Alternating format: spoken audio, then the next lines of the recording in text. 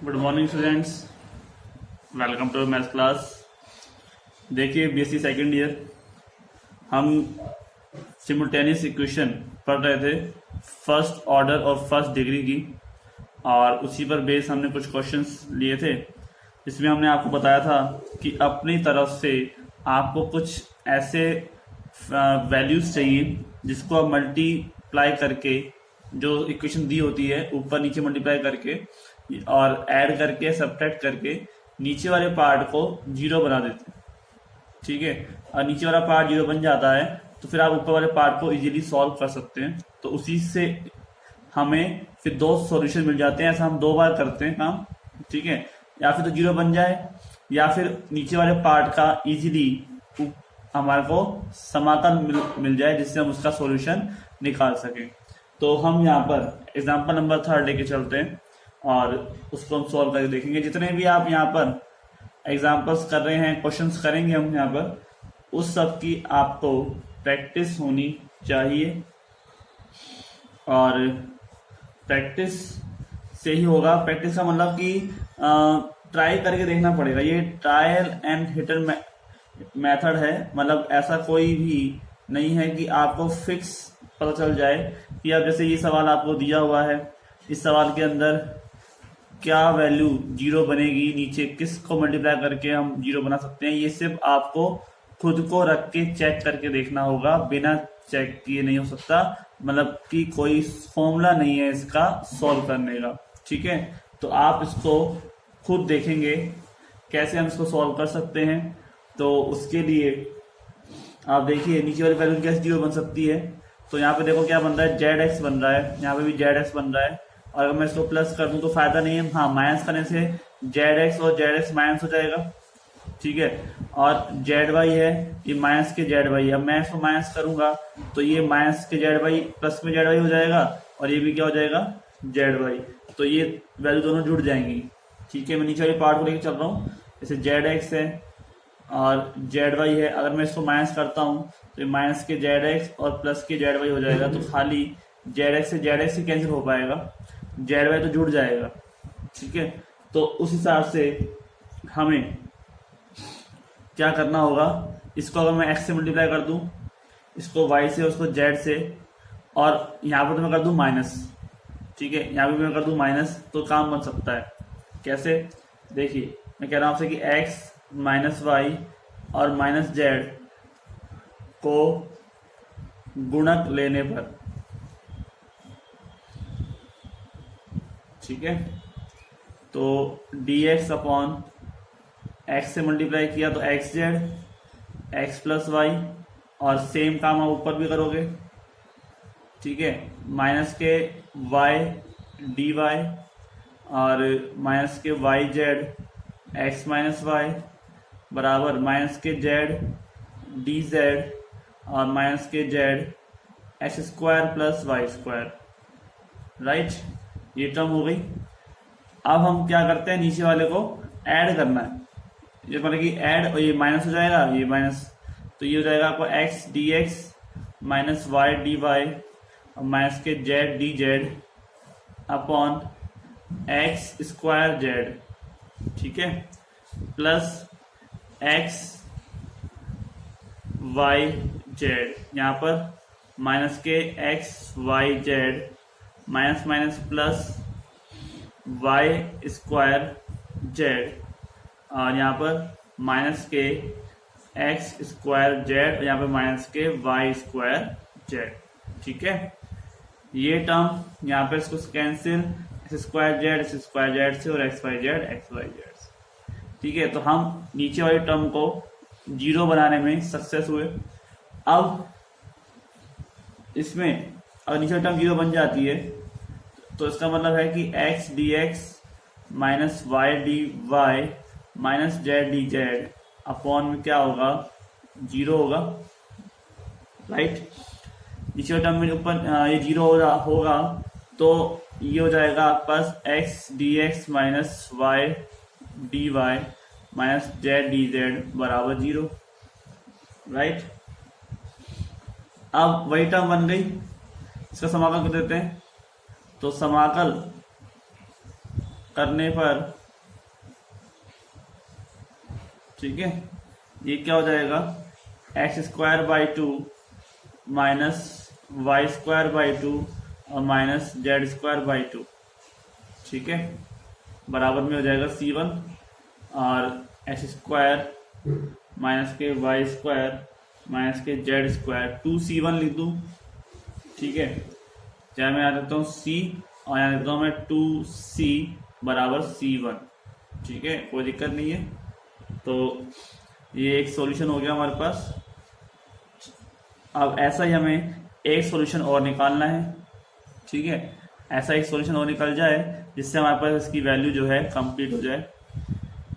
तो अब देखिए किस हिसाब से ये 0 बन सकता है इस टर्म में। अब मैं यहाँ कर दूँ y से मल्टीप्लाई, ठीक है, y zx यहाँ पर y से हो जाएगा, ठीक है, और यहाँ पर हो जाना चाहिए माइनस के x से, ठीक है, और यहाँ पर हो जाना चाहिए, यहाँ प्लस के x और यहाँ पे माइनस के z, इससे मल्टीप्लाई कर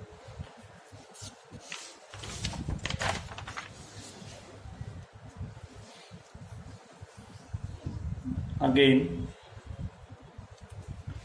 y x और माइनस z को गुणक लेने पर, ठीक है, तो हमारे पास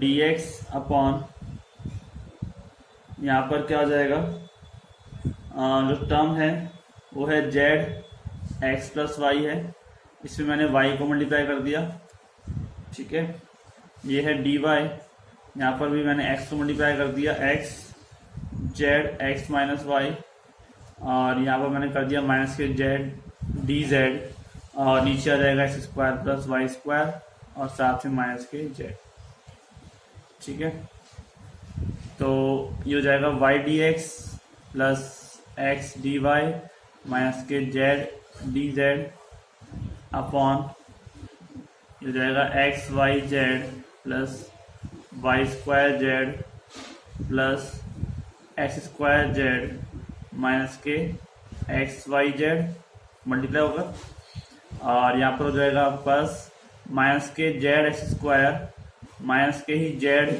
y², ठीक है, क्लियर। अब इसका जो टर्म है z y² और z y² ये कैंसिल, z² ये कैंसिल और x y z कैंसिल, तो ये हो जाएगा y dx plus x dy minus के z dz, ठीक है, अपॉन में 0।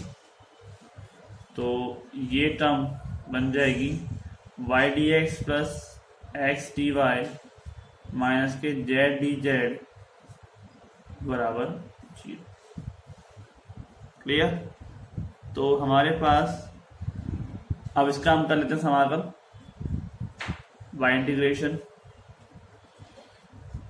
तो y अब देखो y dx है, इधर रखना, तो y dx का तो समाकल वाली टर्म बनेगी नहीं, तो ये देखो y dx और x dy को आप कर सकते हो, इन दोनों टर्म को मिलाकर d ऑफ x लिख सकते हो या नहीं, तो ये x का छोड़ा y का किया तो dy और y को छोड़ा x को किया तो dx, राइट। और यहाँ पे क्या हो जाएगा, ये अब इसको z dz रखते हैं, अब सकते हैं समाकल, तो ये हो जाएगा एक्स वाई और ये हो जाएगा आपके पास z² 2 बराबर c।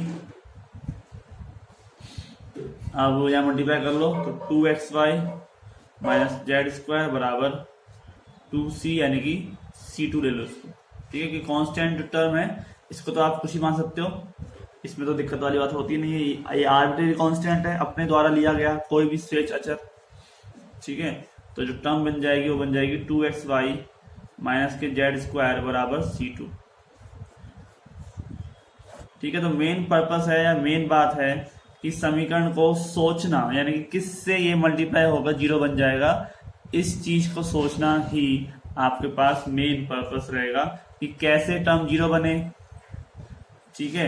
आप यदि इसके नीचे 0 बनने से तो फिर वो पूरी वाली टर्म तो इन्फिनिटी बन जानी चाहिए।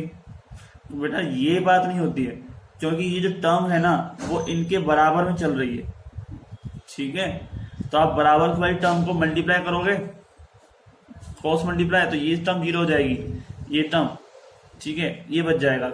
हमने इनको तो ऐड किया है इसके अंदर, ठीक है। तो इस हिसाब से हमारे पास जो टर्म बनी है वो ये है। और समीकरण नंबर 1 व 2 को मिलाकर हमें क्या मिलेगा, जनरल सॉल्यूशन मिल जाएगा, जनरल सॉल्यूशन मिलेगा, ठीक है। तो ये जो हमारे पास है टर्म वो इस प्रकार से सेट हुआ, क्लियर। तो आगे चलते हैं नेक्स्ट क्वेश्चन की तरफ, ठीक है। अब हमारे पास जो क्वेश्चन है उसमें कुछ अलग पार्ट भी है। अलग पार्ट का मतलब कि हमारे पास इस प्रकार की जो टर्म बनी है उसमें एक मेथड है जिसमें नीचे 0 नहीं बनाना, ठीक है, उसको बिना 0 बनाए आप सोल्व कर सकते हैं। वो एग्जाम्पल नंबर देखिए आप 5th क्वेश्चंस कराएंगे हम आपको सारे, ठीक है, इस बात की टेंशन मत दीजिए। dx अपॉन 1, dy अपॉन 3 और dz upon 5z plus 10 y minus 3x, ठीक है। अब इस तरह के सवाल में आप देखो तो आप खुद सोचोगे कि हम किससे मल्टीप्लाई करें नीचे 0 बन जाए। 10 को 0 बनाना कहाँ इजी है, या फिर यहाँ पे 10 से मल्टीप्लाई किया जाए, और 10 से मल्टीप्लाई करने पर ऊपर नीचे 10 से मल्टीप्लाई करोगे तो फिर इसका समाकल करना पॉसिबल नहीं है। क्यों कि ये 10 y माइनस 3x है। अगर आप ऊपर और नीचे 10 y माइनस 3x से मल्टीप्लाई करके यहाँ पर 5z से मल्टीप्लाई करते हो तो जो कंडीशन है आप खुद देख सकते हो, फॉर्मेट अच्छा नहीं बनेगा, आपको लगेगा ही नहीं कि हाँ हम इसको सॉल्व कर पाएंगे। इसलिए हम नीचे वाली वैल्यू को 0 बनाने की बजाय यहाँ पर कुछ और तरीका लगाते हैं, ठीक है। और वो तरीका जो है, हम फर्स्ट और सेकंड दोनों को लेके चलते हैं। प्रथम 2 भिन्नों को लेने पर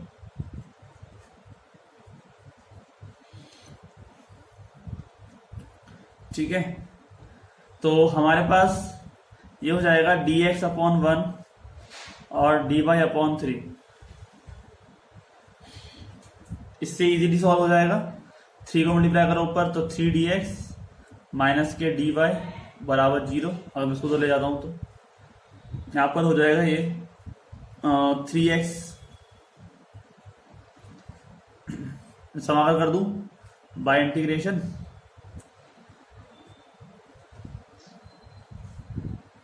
तो मैं इसको उल्टा भी कर सकता हूँ, तो माइनस चिन्ह अगर मैं लेता हूँ बाहर तो ये हो जाएगा आपके पास dy माइनस के 3dx।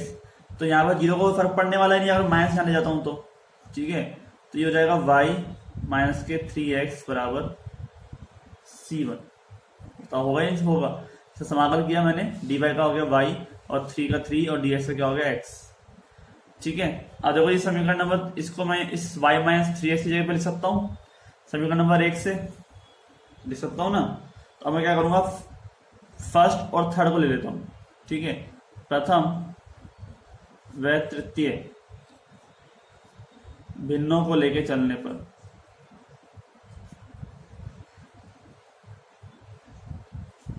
समीकरण नंबर 1 की सहायता से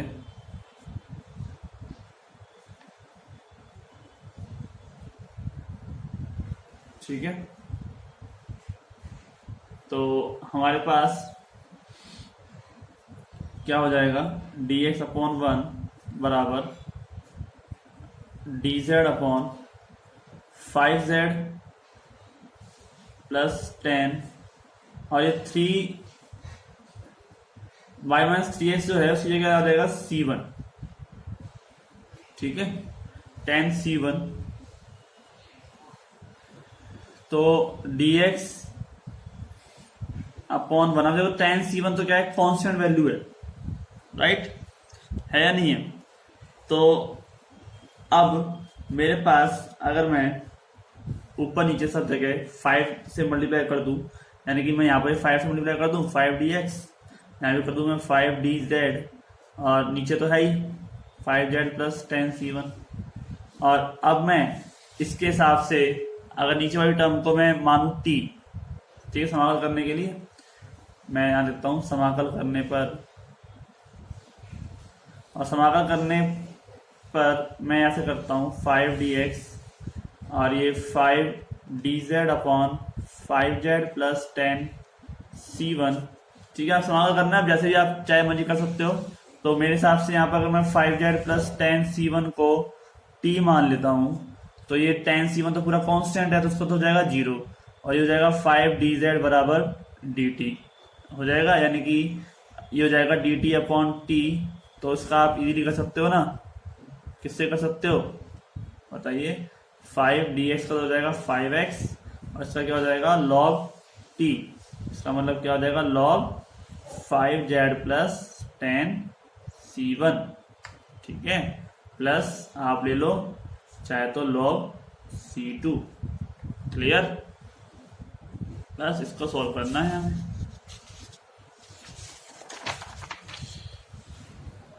तो ये जो सॉल्व हो जाएगा हमारा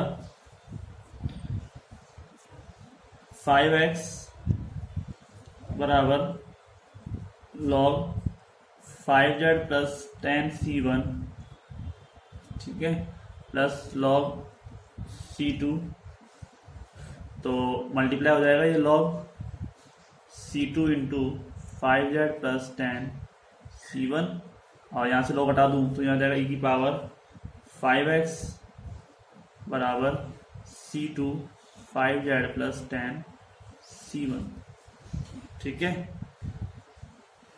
तो e की पावर माइनस 5 कर दूँ, c2 बराबर e की पावर माइनस के 5x और 5z प्लस 10c1, ठीक है। तो ये हो गया आपका सेकंड नंबर का रिजल्ट। फर्स्ट नंबर का रिजल्ट जो था आपका वो ये था।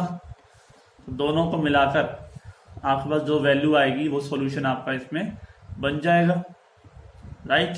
तो समीकरण नंबर 1 और 2 से क्या हो जाएगा, इसका व्यापक हल हो जाएगा, ठीक है। तो समीकरण नंबर 1 व 2 से समीकरण का पूर्ण हल प्रदान करते हैं।